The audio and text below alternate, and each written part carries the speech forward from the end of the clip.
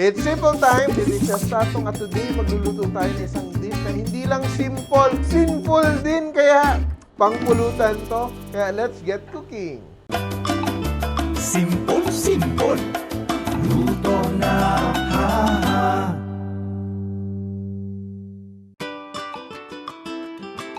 Yung gagawin natin today ay chicken skin chicharron. Of course, di ba? Ang sarap-sarap ng chicken skin chicharron. Hinay-hinay lang, pero once in a while, we want to have a treat. Kaya we're gonna make our chicken skin chicharron. So, meron tayo ditong chicken skin, no? And meron akong tubig dito. Ininit ko na siya para mabilis. And I'm just going to season my water with a little salt. So, that's 1 tablespoon of salt and 1 tablespoon of vinegar. So, this is around 4 cups of water, no? And ilalagay ko lang yung aking chicken skin. Be sure to clean your chicken skin properly, ha? So, what we're doing here, we're blanching our chicken para mag-firm up siya ng konti. And also to add flavor.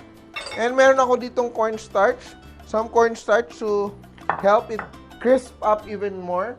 I'm going to season my cornstarch with, salt. Of course, we have to season with salt.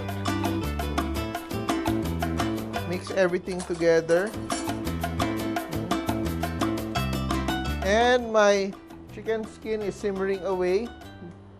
You just cook it for like a minute or so. I'll just remove my pot. And I will discard the water.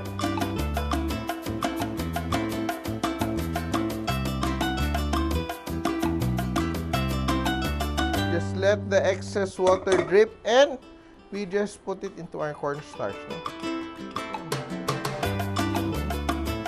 And we remove the excess starch. Yan. And our oil is already hot. And we fry, no? And we just drop it into our hot oil. And what we're going to do is we have some itlog na pula, itlog na maalat. What I'm going to do, yung egg white natin ay i-chop-chop ko. Some people don't like to add the egg whites, pero ako, para wala tayong sayang.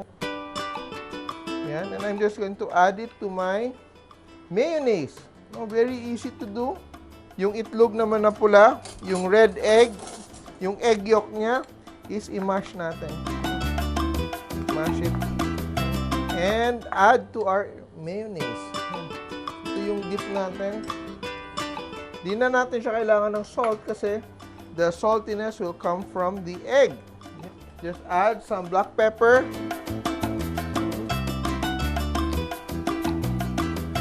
Sobrang sarap ng ating dip. So we're using spring onions lang. So, ang key natin dito is you have to taste your mayonnaise kasi different brands.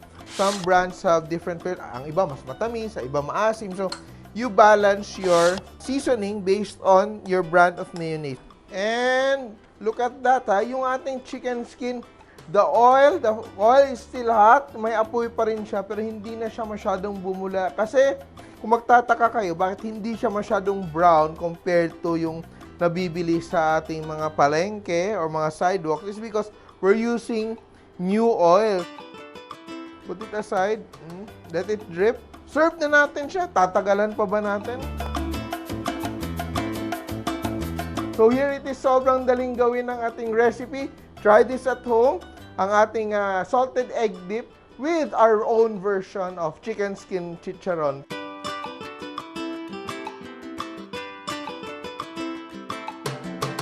Tandaan nyo, kahit sino kaya magluto, basta simple pala.